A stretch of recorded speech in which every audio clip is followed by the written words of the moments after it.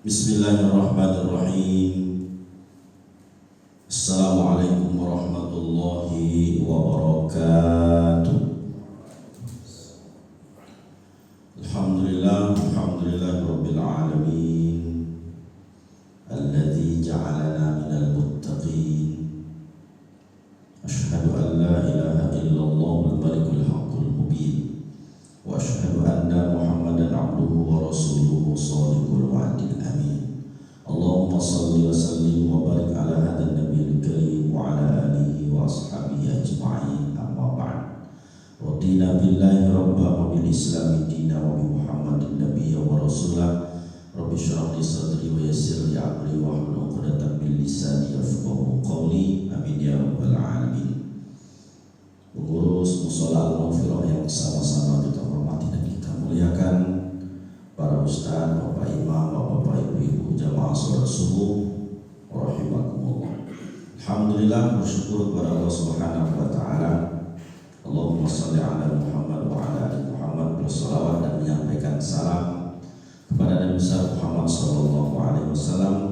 Mudah-mudahan kita mendapatkan maghfirah, ampunan dari Allah Subhanahu wa taala, dan juga mendapatkan syafaat dari Nabi besar Muhammad sallallahu alaihi wasallam. Amin ya rabbal alamin. Bapak ibu-ibu, jamaah salat subuh yang dirahmati Allah Subhanahu wa taala. Pada pertemuan sebelumnya kita sudah mengakhiri satu permasalahan yang berkaitan tentang fardu kifayah, mulai dari memandikan, mengkafani, mensolatkan serta menguburkan, dan banyak hal yang menyangkut tentang jenazah setelah dikuburkan, termasuklah pembahasan yang terakhir kemarin tentang wasiat serta orang-orang yang tidak berhak mendapatkan waris karena membunuh dan lain sebagainya. Dalam kitab fikih Safinatun Najah ini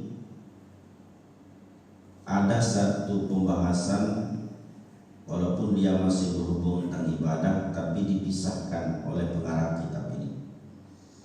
Faslun al-isti'anat. Isti'anat maknanya adalah meminta pertolongan. Jadi ada tambahan huruf sin dan ta, kemudian ada hamzah wasl di awalnya. Awal katanya ana ya'i, ista'ana yasta'in. Jadi ada huruf sin itu maknanya litolak, untuk meminta, sama seperti ghafaro. Ketika ada tambahan istaghfaro yastaghfiru. Ghafaro maknanya adalah ampunan, tapi kalau sudah pindah kepada bab istaghfaro yastaghfiru, meminta ampunan. Jadi sin itu litolak. Litolak itu maknanya untuk meminta, untuk menuntut. Dalam Al-Quran kita jumpai kalimat ini, seperti dalam Quran surah Al-Fatihah, iyyaka na'budu wa iyyaka nasta'in. Iyyaka, hanya kepadamu ya Allah, na'budu, kami menyembah, wa iyyaka, dan hanya kepadamu ya Allah, nasta'in, kami minta tolong. Maka bapak ibu yang dirahmati Allah, pertolongan sesungguhnya itu datang dari Allah. Manusia itu hanya sebagai perantara. Allah yang menggerakkan. Pada prinsipnya hidup kita ini, kehidupan kita ini, yang menolong hanyalah Allah Subhanahu wa taala. Maka ketika kita selesai makan dan minum, misalnya kita mengucapkan alhamdulillah, artinya kita bersyukur karena Allah sudah menolong kita. Apa bentuk pertolongan Allah? Di mana Allah memberikan rezeki kepada kita. Misalnya kita selesai dari suatu perjalanan, kita mengucapkan alhamdulillah. Kenapa? Karena selama dalam perjalanan Allah mudahkan urusan kita. Apapun kegiatan kita yang baik yang di dunia ini, selalu kita akhiri, kita tutup dengan bacaan hamdalah. Ini menandakan bahwa kita sadar kita sedang mendapatkan pertolongan dari Allah Subhanahu wa ta'ala. Sebab sekali lagi yang berhak bisa menolong kita dengan sebenar-benarnya pertolongan itu hanyalah Allah Subhanahu wa ta'ala. Pak Ustaz, saya kan wujud realnya ditolong oleh Pak RT, ditolong oleh Pak RW. Pak RT dan Pak RW sedang digerakkan hatinya oleh Allah untuk menolong kita. Kalau tidak digerakkan oleh Allah hatinya, tidak digerakkan Allah jiwanya, tidak digerakkan Allah raganya, tak akan bisa dia menolong kita. Berbagai macam alasan.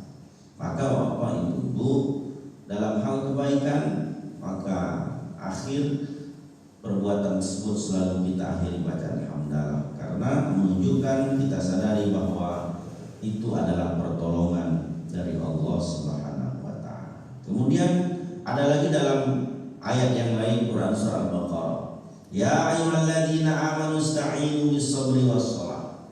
Wahai orang-orang beriman, ista'inu, minta tolonglah kamu kepada Allah, bis-sabri, dengan sabar, was-shalah, dan sholat. Artinya Bapak Ibu, sabar dan sholat adalah sarana kita, jalan kita, cara kita minta tolong kepada Allah. Kalau kita mendapatkan satu musibah, baik musibah itu besar kecil, maka hendaklah kita bersabar. Saat kita bersabar, kita sedang meminta pertolongan dengan Allah Subhanahu wa ta'ala. Kalaupun belum kuat rasanya, belum pas rasanya, belum juga sempurna rasanya, dirikan sholat. Baik itu sholat fardu maupun sholat sunnah. Saat kita sedang melakukan sholat, berarti kita sedang minta tolong kepada Allah. Tadi kita selesai melaksanakan sholat subuh berjamaah. Sholat subuh yang kita lakukan itu sebenarnya sarana kita minta tolong kepada Allah. Banyak hal yang kita minta tolong kepada Allah, karena dalam sholat banyak doa-doa. Rabbi gfirli warhamni wajburni warfa'ni warzuqni wahdini wa'afini wa'afani. Itu kan doa semua. Kita minta ampunan kepada Allah, kita minta kasih sayang kepada Allah, kita minta agar Allah mencukupi hidup kita, kita minta agar Allah berikan rezeki kepada kita, kita minta agar Allah berikan kita kesehatan, sehat walafiat, maaf, dan lain sebagainya. Maka Bapak Ibu, rugi kalau orang tak sholat. Saat dia tinggalkan sholat, berarti dia sedang meninggalkan permintaannya, permohonannya kepada Allah Subhanahu wa ta'ala. Maka bukan hanya sekedar ibadah. Sholat itu ibadah yang spiritual, ibadah yang ritual, yang sudah ditentukan waktunya. Bukan hanya itu. Dengan kita sholat, ini adalah sarana jalan kita minta pertolongan kepada Allah. Yakinkan saja, apapun kehidupan kita ini, kesulitan hidup kita, problematika dalam kehidupan kita, penyelesaiannya kemana? Minta tolong kepada Allah. Bagaimana caranya? Kerjakan sholat, berdoa kita kepada Allah. Secara khusus, doa yang kita sampaikan apa maksud dan tujuan kita. Maka dalam ayat tadi memang itu adalah sarana kita minta tolong kepada Allah. Nah, dalam pembahasan fikih ini ada juga kalimat isti'anah, meminta tolong ini. Nah, dalam pembahasan isti'anah, permasalahan tentang fikih ibadah ini dalam kitab Safinatun Najah, arba'u khisalin, ada 4 hal. Jadi hukum minta tolong dalam hal ibadah ini ada 4 hal, terutama saat kita berwudu. Pertama, hukumnya mubahatun, boleh. Arti mubah itu dikerjakan, tidak. Apa arti mubah Bapak Ibu? Dikerjakan boleh, ditinggalkan boleh. Karena mubah ini ini dalam kajian usul fikih termasuk bagian daripada at-takhyir. Hukum yang 5 wajib, kemudian sunnah, selanjutnya haram, makruh dan mubah. Ini kan terbagi 3. Ada yang masuk kategori amar, perintah. Yang perintah itu 2, wajib dan sunnah atau fardu dan sunnah. Jadi kalau Allah Subhanahu wa taala memfardukan kepada kita, Allah memberikan hukum kepada kita itu sunnah di bawah fardu. Demikian juga Rasul SAW memfardukan atau memberikan hukumnya itu sunnah, maka itu masuk kategori amar, perintah. Salat 5 waktu dalam Al-Quran maupun dalam hadis Rasul itu hukumnya adalah fardu. Salat yang kita kenal dengan rawatib mengiringi salat wajib hukumnya adalah sunnah. Ini adalah perintah. Lalu yang kedua, ada pula masuk kategori an-nahi. Nahi itu larangan. Mana yang masuk larangan? Ada 2 juga, haram dan makruh. Jadi ketika Allah Subhanahu wa taala melarang kita dalam Al-Quran, maka hukumnya bisa 2. Kalau tidak hukumnya haram, turun sedikit dia menjadi makruh. Demikian juga Rasulullah SAW dalam hadisnya, jika Rasul melarang maka hukum itu ada 2. Kalau larangannya amat sangat tegas berarti haram. Kalau kurang tegas berarti makruh hukumnya. Maka makruh itu sebuah larangan. Nah, di antara amar, perintah, dan larangan ada namanya takhyir. Takhyir itu pilihan, memilih antara mengerjakan dan tidak mengerjakan. Itulah disebut dengan mubah. Maka hukum mubah itu boleh kita mengerjakan, boleh juga tidak mengerjakan. Kemudian yang kedua, wa khilaful aula. Jadi kalau bahasa sederhananya khilaf aula ini, kalau yang pertama tadi boleh, yang ini tidak boleh. Wa makruhatun, dan yang ketiga hukumnya makruh. Makruh sudah kita jelaskan tadi. Berarti makruh ini bagian daripada larangan. Bahasa sederhananya makruh ini kalau kita kerjakan tidak apa-apa, tapi kalau kita tinggalkan berpahala. Maka lebih baik kita tinggalkan, sebab dia bagian daripada larangan. Mana yang masuk pada kategori hukumnya mubah, mana yang masuk kategori hukumnya tidak boleh, khilaful aula. Kemudian mana yang masuk kategori hukumnya makruh, dan yang terakhir hukum itu wajibah, mana yang masuk kategori hukumnya wajib. Dijelaskan dalam kitab ini. Fal mubahatu, minta tolong dalam hal ibadah, terutama dalam hal berwudu. Hukum yang pertama adalah mubah. Mana yang mubah tersebut? Hiya taqribul ma'i. Taqrib maknanya adalah mendekatkan, al-ma maknanya adalah air. Jadi kalau kita mau berwudu, bapak-bapak, ibu-ibu yang dirahmati Allah, kita minta tolong kepada orang. Misalnya seorang suami minta tolong kepada istrinya, wahai istriku, ambilkan aku air. Wahai istriku, dekatkan air itu kepadaku. Kalau kita memerintahkan anak kita, wahai anakku, tolong ambilkan ibu, ambilkan bapak air. Untuk apa? Untuk berwudu. Apa hukumnya mubah? Boleh. Boleh kita minta tolong kepada orang lain. Kalau kita tidak mau minta tolong kepada orang lain, juga boleh, karena hukumnya mubah. Jadi hukum mubah ini fleksibel ya. Maka termasuk makan dan minum itu kan mubah. Jangan pula Pak Ibu bilang hukum makan minum wajib, tidak, mubah. Boleh kita makan, boleh kita minum. Andaikan makan minum itu menjadi wajib, maka hidup manusia itu ya untuk makan dan minum saja. Itu kan mubah hukumnya. Boleh seorang makan, boleh seorang minum. Kalau dia tidak mau makan, tidak mau minum, tidak jadi masalah. Jadi bapak-bapak, ibu-ibu yang dirahmati Allah, kalau kita yang bukan lagi mengambil air dari sumur, misalnya menghidupkan keran, nah kita suruh anak kita hidupkan keran, maka air itu akan mengalir. Menghidupkan keran menyuruh orang lain, kalau kita mau berwudu itu hukumnya mubah, boleh. Lalu yang kedua, wa khilaful aula. Ini berbeda dengan yang pertama, artinya tidak boleh. Mana yang masuk khilaf aula ini?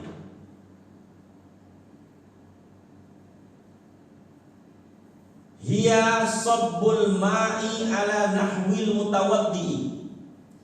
Sabbul ma'i maknanya adalah sabbun itu menuangkan, al-ma'i air, ala nahwil mutawaddi kepada orang yang berwudu. Mutawaddi orang yang berwudu. Jadi bapak ibu-ibu, kalau tadi kan hanya dia minta ambilkan air, atau minta dekatkan air, atau minta hidupkan kerangan. Nah yang kedua ini dia minta disiramkan. Tolong kau hidupkan kerangan air buka. Nah berarti hukumnya mubah. Tapi kalau udah sampai pegangkan selangnya, nah, siramkan selang itu. Ambilkan air boleh, lalu pakai gayung, kita minta tolong air yang ada dalam gayung itu disiramkan ke kita yang mau berwudu. Padahal kita sehat walafiat, gagah, tak kurang sedikit apapun.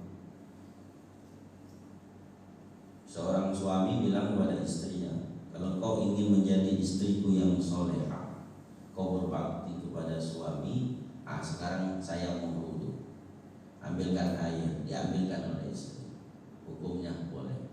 Sekarang biar kau tambah lagi banyak pahalanya. Apa? Kau siramkanlah air itu ke mukaku, biar aku nanti akan mengusap muka. Padahal suaminya sehat walafiat, maka hukumnya khilaful aula. Di bapak ibu-ibu yang dirahmati Allah, jangan pula kita salah persepsi.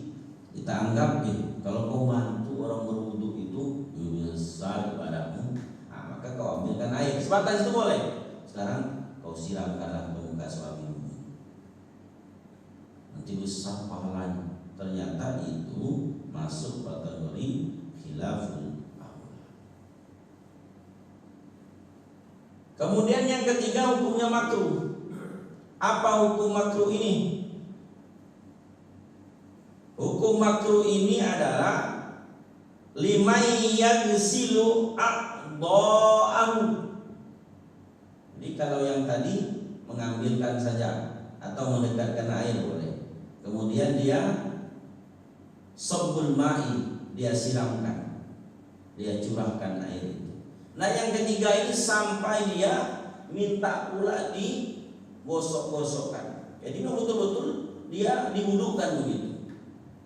Minta untuk digosok-gosokkan ke muka, kemudian ke tangan kanan, tangan kiri, kemudian ke kepala, langsung telinga, terakhir adalah kaki.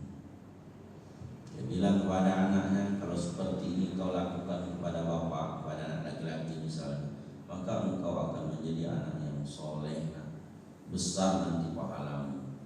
Ternyata hukumnya makruh kalau kondisi kita sehat walafiat. Di bapak ibu-ibu yang dirahmati Allah, ini biasanya kalau di pesantren kadang-kadang anak-anak ini, saya juga seperti itu. Aku mau berwudu, kau ambilkan air, boleh. Tolonglah air itu disiramkan. Nanti kalau aku berwudu, nanti aku bantu pula. Ketika kawannya tadi kan sudah aku tolong, kau ambilkan air, kau siramkan. Nah sekarang ketika giliran aku, sekalianlah kau gosok-gosokkanlah ke mukaku, ke tangan kananku, semua anggota wuduku. Itu besar pahala. Padahal hukumnya menjadi Jadi Bapak Ibu, hal ini sepele nampaknya. Kalau kita lihat dalam logika keseharian kita, kan ini minta tolong.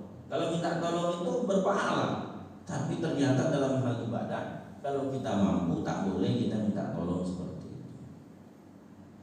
Padahal itu dalam sholat, mau kemana istriku, kau kan rajin sholat berjamaah di musola Al-Maghfirah.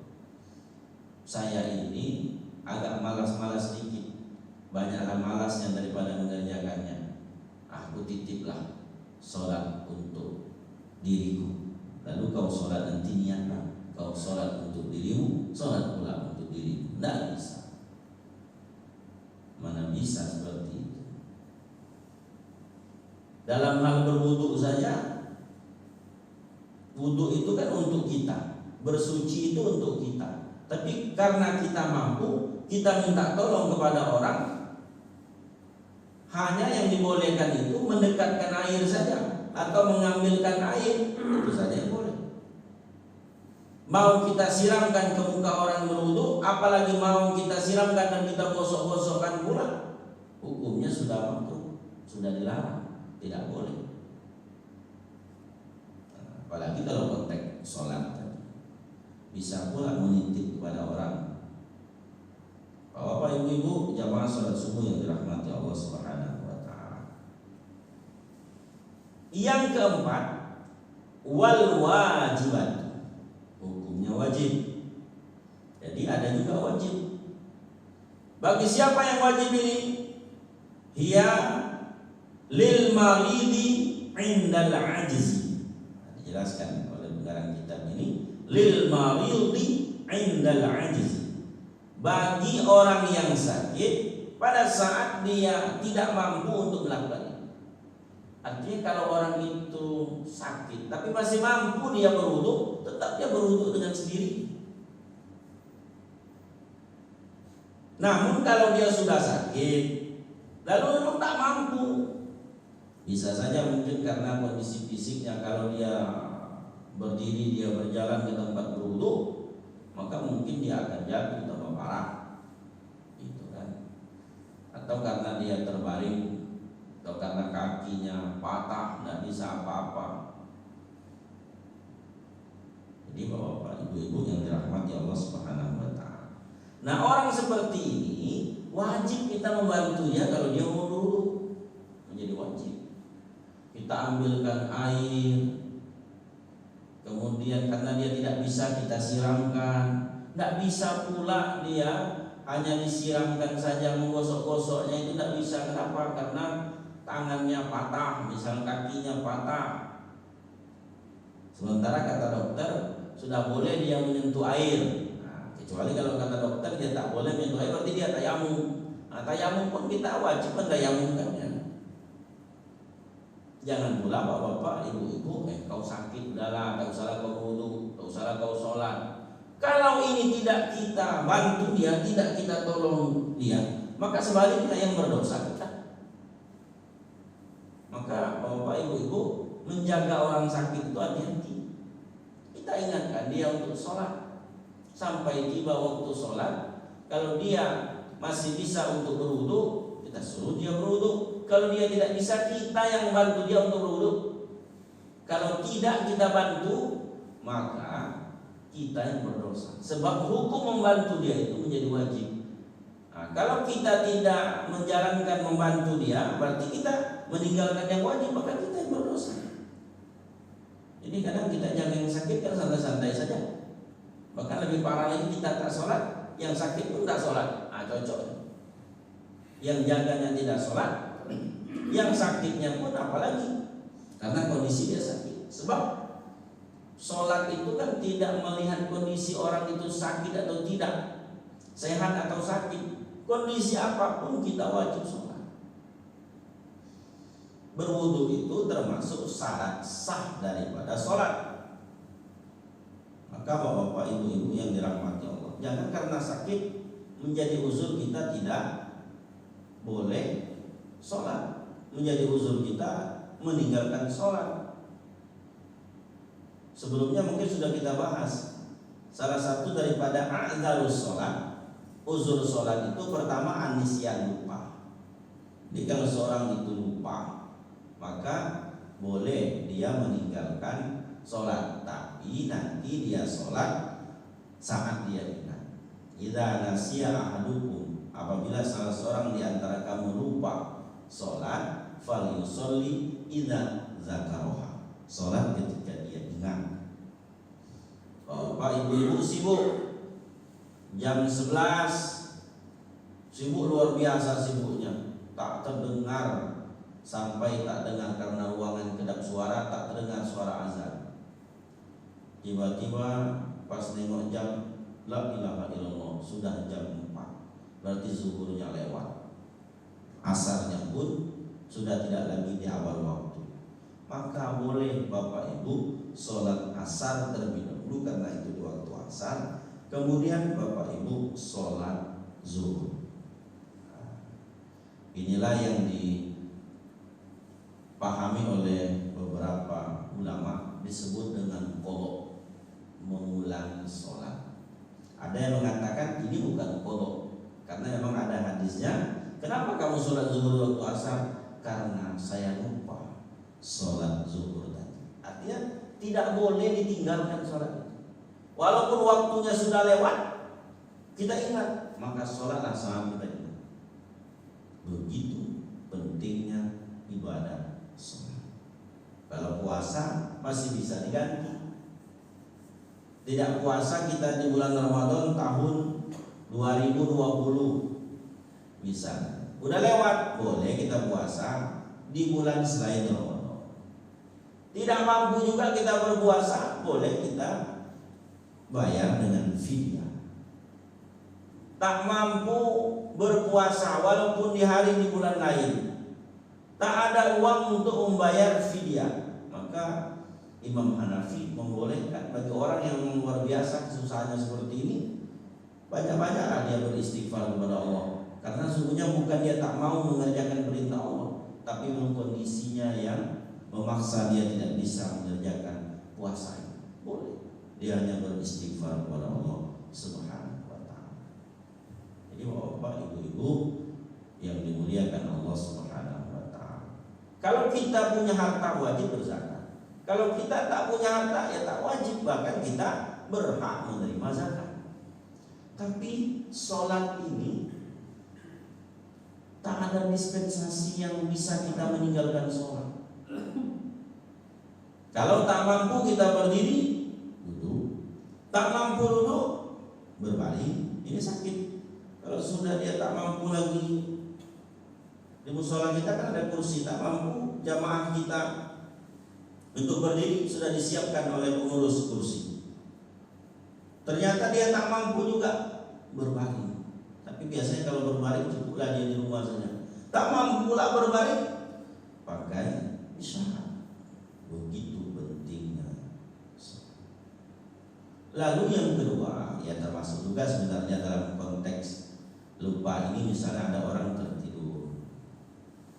Kalau orang tertidur, maka dia tertidur, tak terdengar suara azan subuh. Bangunnya jam berapa? Jam 8. Maka ketika dia bangun, ya Allah, astagfirullah, sudah lewat subuh. Bukan berarti kita tinggalkan sholat subuh, tapi hendaklah kita berwudu dan kita sholat subuh jam 8. Ini Bapak Ibu yang dirahmati Allah. Namun kalau sudah tiap hari kan tak mungkin pula. Saya udah sebulan ini sholat subuh saja jam 8 pagi. Kenapa? Tertidur. Tak mungkin lah. Kalau sesekali ya. Tapi kalau udah hari pertama, hari kedua sampai tanggal 30, 1 bulan itu selalu sholat subuhnya jam 8, tak mungkin. Maka Bapak Ibu ini kan sesekali yang kita alami. Kemudian boleh juga kita meninggalkan sholat, termasuk adzarus sholat adalah bagi orang yang junun, gila. Jadi kalau orang gila itu boleh dia meninggalkan sholat. Maka jangan pula kita paksa, orang gila, bentar lagi orang mati, sholat itu, mudah-mudahan orang sembuh. Nah, kalau orang gila, semua hukum itu terangkat baginya, tidak ada beban hukum bagi orang tersebut. Tapi kalau masih ingat dia, masih sadar dia, hanya fisiknya saja yang sakit, bukan jiwanya yang sakit, maka tetap dia mengerjakan sholat. Tak mampu dia berwudu, wajib kita yang sehat ini membantu dia untuk berwudu. Kalau bapak ibu-ibu yang dirahmati Allah, kalau ada keluarga kita, orang tua kita yang sakit, sementara dia tidak bisa berwudu, jangan pula kita bilang, udah kau tak perlu sholat, kau sakit, Allah itu makasih maha sayang. Oh tidak, kau tak pandai berwudu, kita yang jaga dia ini, kita yang merawat dia ini, kita bantu dia, kita tolong dia untuk berwudu. Maka bapak ibu ini perlu juga kita pahami agar tak berdosa kita saat menjaga, merawat keluarga kita atau orang tua kita atau siapa saja di antara kita yang sakit. Jadi bukan hanya merawat fisiknya, tapi juga adalah kita merawat, menjaga kondisi sholat dari orang yang sakit ini. Maka hukumnya menjadi wajib saat kita membantu orang yang sakit untuk berwudu pada saat dia tidak mampu untuk berwudu tersebut. Jadi begitu bapak ibu-ibu betapa pentingnya ibadah sholat ini, termasuk di dalamnya karena ada syarat sah sholat yakni berwudu, maka sampai wajib hukumnya kita menolong orang yang sakit saat dia tidak mampu untuk melakukan wudu itu, dan kita bantu, kita tolong dia, kita wudukan dia. Bila perlu, bukan hanya kita dekatkan air, bukan hanya kita hidupkan kerangan air, tapi kita siramkan lalu kita gosokkan ke mukanya, ke anggota wudunya. Maka hukum yang kita lakukan itu menjadi wajib. Begitu hebatnya hukum Islam ini, elastisnya hukum Islam ini melihat kondisi, situasi yang dialami oleh kita. Jadi ada saatnya dia menjadi mubah, ada saatnya dia menjadi ghair mubah, tidak boleh, ada saatnya dia menjadi makruh, dan ada saatnya hukumnya itu menjadi wajib, tergantung situasi dan kondisi yang sedang kita alami bersama. Bapak ibu-ibu jamaah salat subuh yang dirahmati Allah Subhanahu wa taala, maka hal ini menjadi perhatian bagi kita bersama. Artinya kalau kondisi sehat ini ada 3 hukumnya, mubah, bisa juga menjadi khilaful aula, bisa menjadi makruh. Kalau kondisi orang yang berwudu itu al-mutawaddi itu sehat walafiat. Tapi kalau kondisi dia sakit, maka kita yang sehat ini menjadi wajib untuk menolong saat dia mau berwudu. Inilah al-isti'anat dalam hal ibadah, terutama dalam hal berwudu. Sampai di sini ada yang mau ditanyakan? Saya Ustaz, Silakan. kalau merubah niat bisa nggak? Misalnya saat kita sholat itu, kemudian di 2 rakaat berikutnya kita lagi sholat rakaat yang pertama, kemudian kita sholat keras. Kemudian kita rubah niat sholat tahiyat tersebut menjadi sholat witir. Karena kan di sholat di rakaat pertama kan banjir itu. Ya. Boleh nggak? Jadi begini, dalam sholat termasuk membatalkan sholat itu adalah taghyirun niat. Jadi merubah niat itu, maka sholat itu menjadi batal. Maka bapak ibu hati-hati perkara niat ini. Kalau dalam sholat bapak ibu terbersih niat karena tak suka kepada seseorang, misalnya tak suka kepada Pak Imam, lalu terbersih niat dalam hati kita, saya membatalkan sholat, maka menjadi batal. Maka sudah berubah niat kita dari sholat, sehingga kita ubah lagi untuk membatalkannya. Nah, bagaimana Pak Ustadz? Niat yang saya lakukan ini hanya berpindah. Niat saya tetap sholat, tapi pada rakaat pertama misalnya, karena saya tak tahu Pak Ustaz, tak tahu waktu sholat, saya tak tengok lagi jam misalnya, ternyata saat kita sholat sunnah itu, niat kita misalnya sholat sunnah apakah tahajud ataukah hajat ataukah taubat. Lalu pada saat rakaat pertama niat saya seperti itu. Bisa saja niat saya mau sholat hajat, mau sholat apa saja, bisa sholat sunat. Tiba-tiba Pak Ustaz, ternyata orang azan. Saya sudah melakukan sholat 1 rakaat. Boleh gak saya berpindah niat saya mau sholat sunat witir karena belum saya tutup sholat sunat saya ini.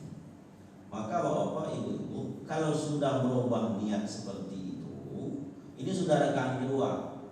Misalnya kan Bapak Ibu sudah berubah niat menjadi sholat witir, maka sholat Bapak Ibu yang pertama tadi tidak lagi menjadi sholat yang diniatkan yang pertama. Maka kalau Bapak Ibu seperti itu, kondisinya berarti sholat misalnya niatnya dengan sholat hajat, maka dia akan menjadi batal.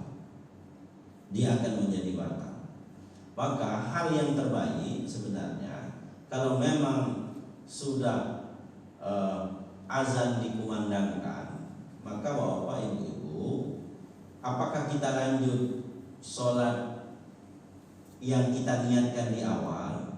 Sebenarnya tidak apa-apa, Bapak Ibu lanjut aja. Lanjut sholat yang niat di awal, walaupun orang azan tidak ada masalah. Andaikan ini ketidaktahuan kita. Terakhir salam, karena ada jeda biasanya kan antara azan dan iqamah. Lalu Bapak Ibu tutup sajalah nanti dengan sholat witir yang 1 rakaat.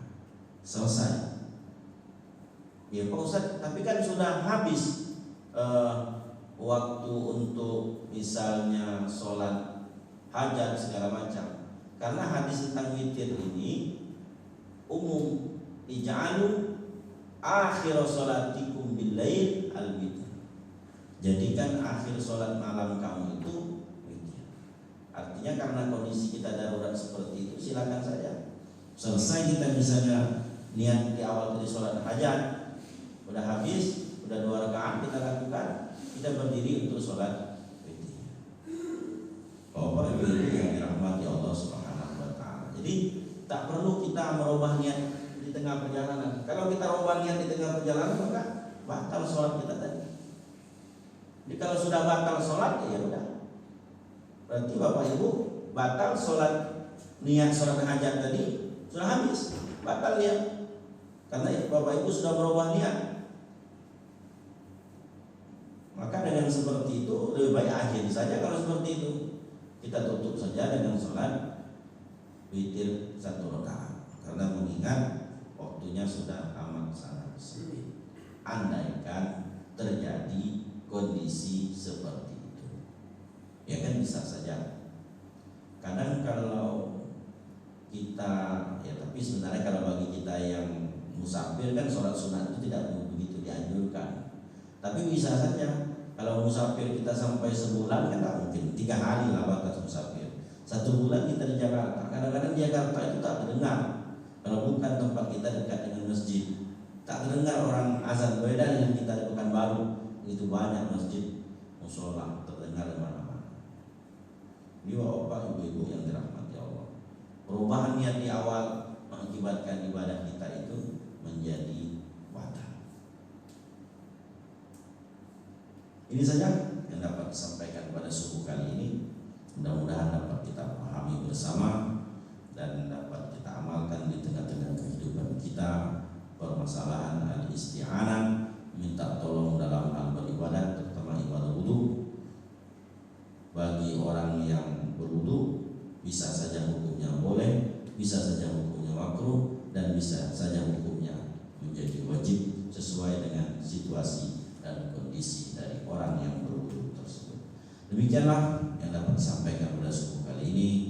Mudah-mudahan Allah Subhanahu wa taala selalu memberikan ridho, memberikan taufiknya, memberikan nikmat kesehatan kepada kita semua, sehingga kita terhindar dari wabah COVID-19, sehingga kita bisa beraktivitas, bisa beribadah kepada Allah Subhanahu wa taala dengan sebaik-baiknya. Amin ya rabbal alamin. Subhanakallahumma wa bihamdika asyhadu an la ilaha